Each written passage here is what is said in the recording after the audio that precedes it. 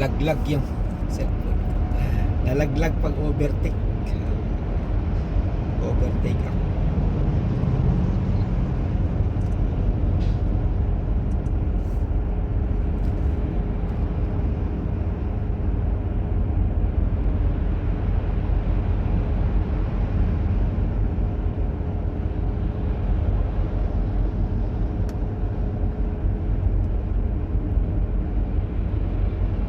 I got nothing to prove. Ay, kitiling ng mga kumanta yung nakajamming ko kaya na kay Manay Maria. Manay Maria muna ako. Kagaling kumanta.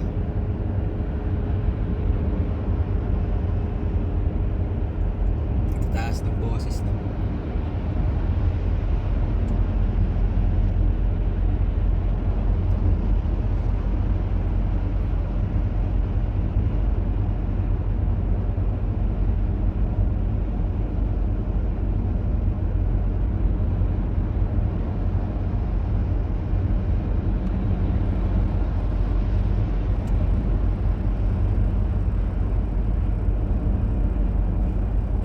Guys, 95 lang 95 lang yung takbo dito para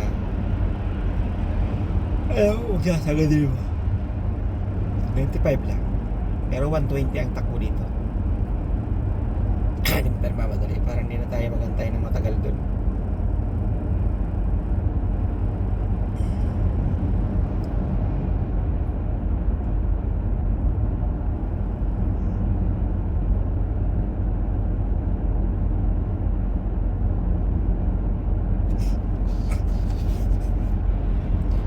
Tonight, so we'll be alone.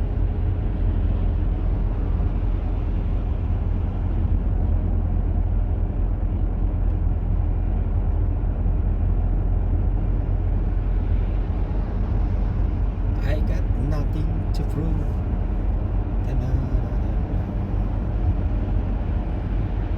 I wanna lay you down on a bed of roses. For tonight I sleep on a bed of nails.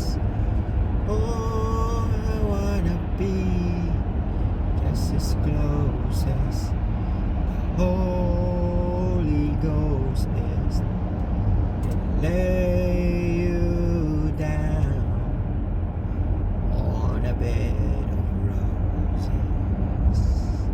Hey.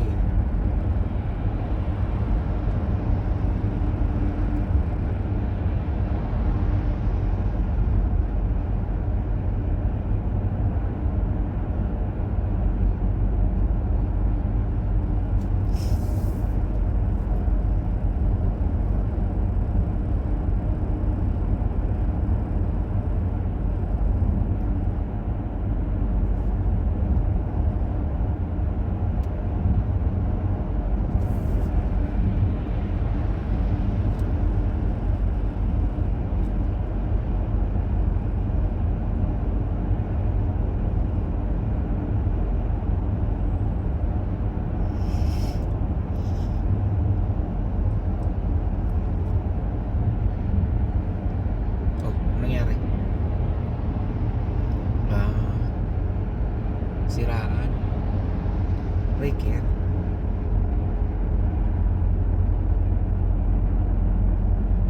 Pag hindi mo dito guys pinaraker yung nasiraan ka dito sa Maynila naman sa atin. Pag nasiraan nasiraan ka sa highway ganito, diba tatabi mo may pupuntang pupunta agad na magre-reker para reker talaga. Ito, pag hindi mo pina-reker yan, siraan ka dito sa tabi, susuagin niya ng pulis.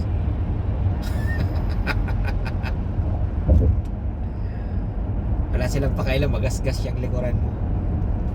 Magkayupi-yupi ang likuran mo, susuagin yan para mailabas ka lang dito sa highway dito. Susuagin.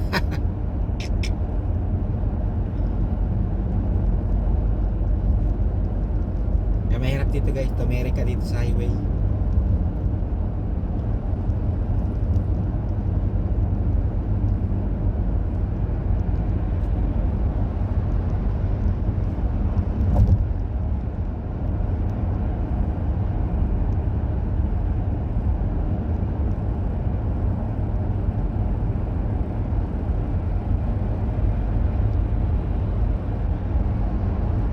Magaling pa, tumiring ka na lang sa mga nakalabas ka na ng highway, okay lang.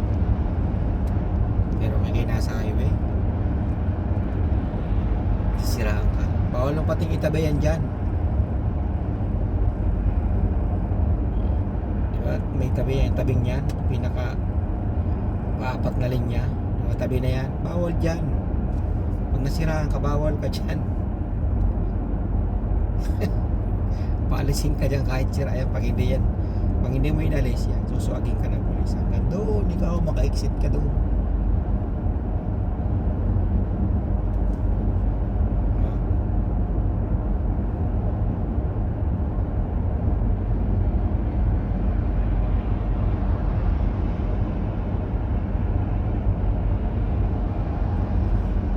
Pag ayaw mo namang alisin, ayun, may pulis o bantay. Pag ayaw mo namang alisin, ayun, di parang reker. Patawag ng magre-reker yung pulis.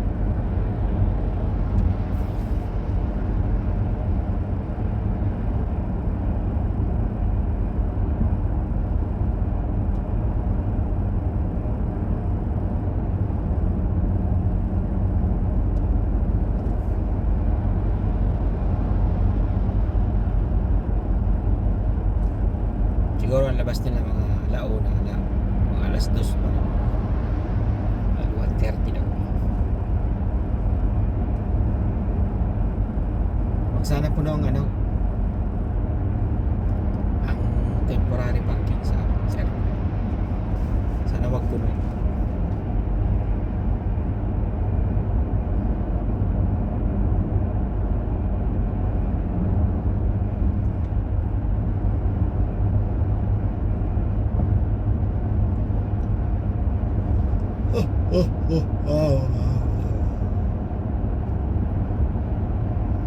Inaantok na ako. Tapos maghapon pang wala kanina. Wala pa rin akong tulog, guys. 12 hours na akong walang tulog.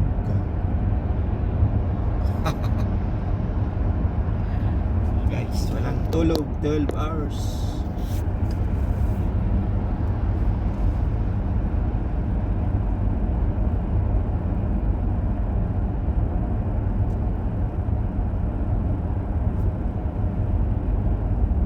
Yung video natin, guys, hanggang lang tayo.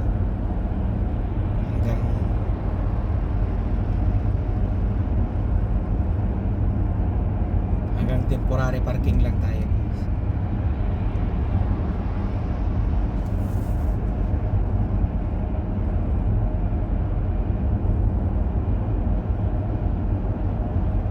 Bawal din dito, guys, yung mga truck na yung hindi mga ganyan yung naghahakot ng basura.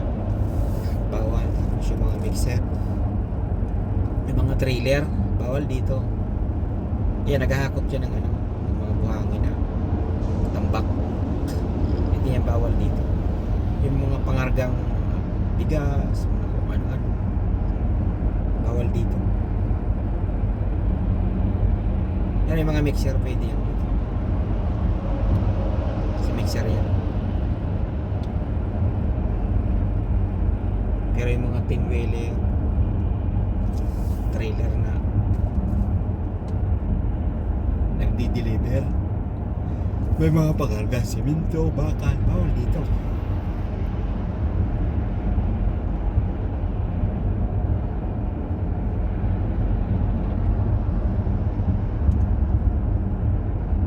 Hindi ka pwede dito.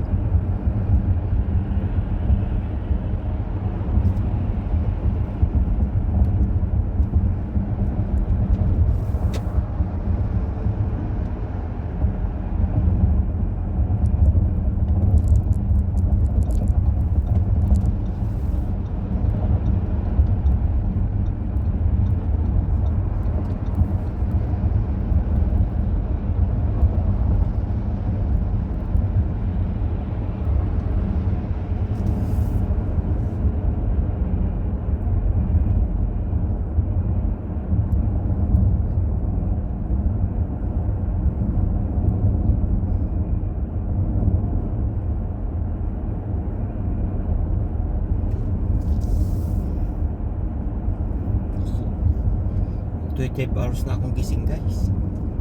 Like ko bang adik ba? Adik yan.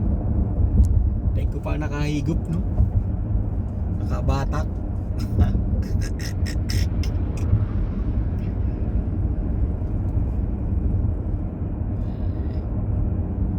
Dito marami guys, kaso mahirap dito magbisyo.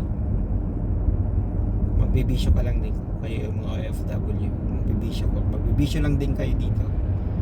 Mas maganda pa, mamuwi na lang kayo, doon na lang kayo magbisyo sa atin sa Pinas.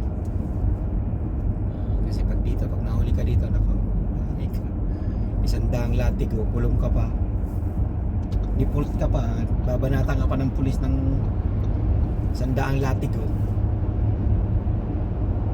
kulong ka pa, default ka pa. Magaling kung tutulungan ka ng amo mo.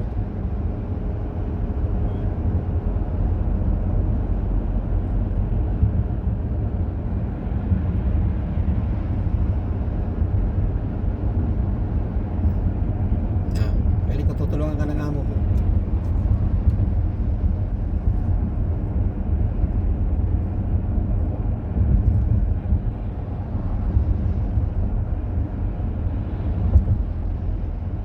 Una ko dito, una kong salta dito. Siguro mga 5 buwan na ako dito, 5 buwan, mga 6 na buwan. Yung kapatid ng amo ko, may driver yun, Pilipino din. Tukayo ko din, Leo din ang pangalan. Ay parehas yung school na pinapasokan ng kapatid ng amo ko. Punta kami. Kasabay kami sa school. Pag parking ko, nakita ako nagpaparking. Pinuntahan agad ako. Alam mo ba guys, may ginawa sa akin. Pinakitaan ako ng shabu guys, giatay. Sabi ko galing ah. Pinakitaan ako ng shabu guys. First class talagang shabu. Anak ng tete. Sabi ko hindi ko nababalikan yung bisyong yan. Sawa na ako dyan.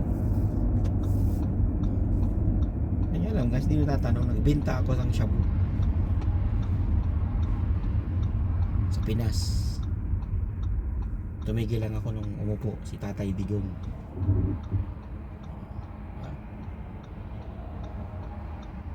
Velasco ang may hawak sa buong Bawan, Batangas na yan. Hanggang Batangas siya ang may hawak, siya ang source.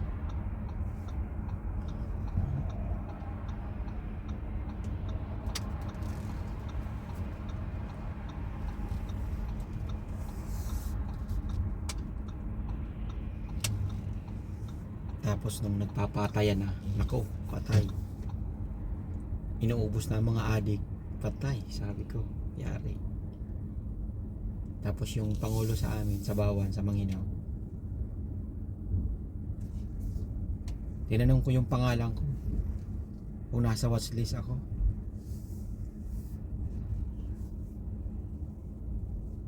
Di pumunta ako doon sa barangay ko, wala. Sabi ko, yari, patay. Papatayin niya ako ni Tatay Digong ah.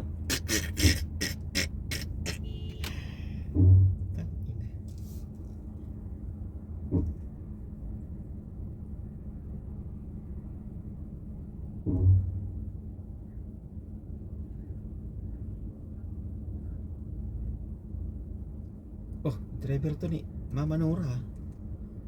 Sabagay ngayon ang uwi nila eh. Uwian nila lahat ngayon.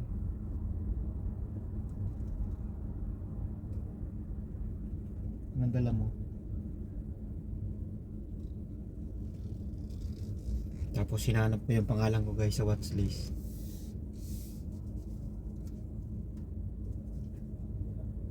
Wala yung pangalan ko sa barangay hall. Ay yung barangay captain sa amin, pinsan namin. Kumpare, pinsan na, kumpare pa ng biyanang ko. So hinahanap namin yung pangalan ko. Pati yung mga bayaw ko guys, wala yung mga pangalan nila. Pangalan namin, kaming 3. Sabi ko patay. Yari tayo nito.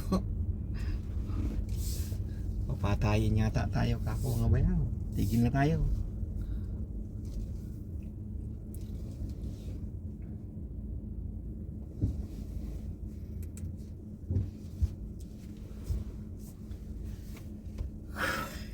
Ilang tayo sa kabila.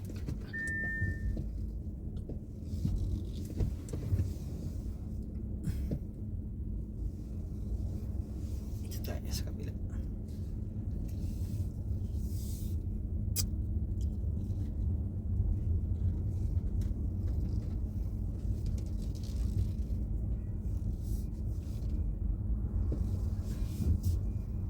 Para paglabas dito. Para paglabas maganda yung labas, di ba? Ha? Dito na tayo. Driver ni Mama Nora din. Uwian kasi ngayon guys yung mga yung mga dito tayo.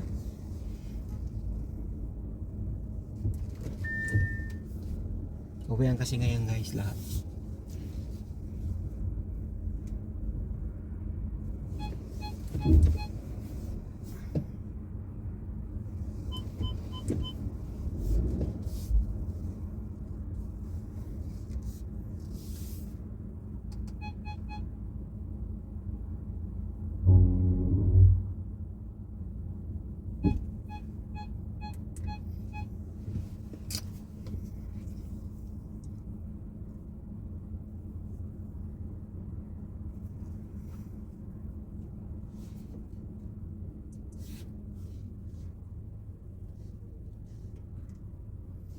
Ayun, nung hinahanap ko na yung pangalan sa barangay hall, wala daw yung pangalan ko doon. Sabi ko patay, nasa pulis yun. Patayin ako. Ayun, tumigil ako. Alis ako sa amin, Pamaynila ako, doon ako nag-apply ng trabaho. Tuloy pa din yung pagbibinta ko. Sa ibang lugar naman. Tagal ko kaya dyan sa Makati guys. May malapit sa sa may Rojas Boulevard. Ilalim. Exit na papuntang Pasay sa Magallanes. Tagal ko dyan.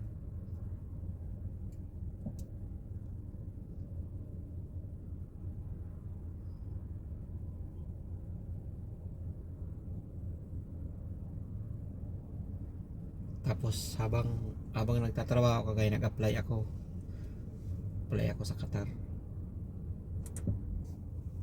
Sabi daw nung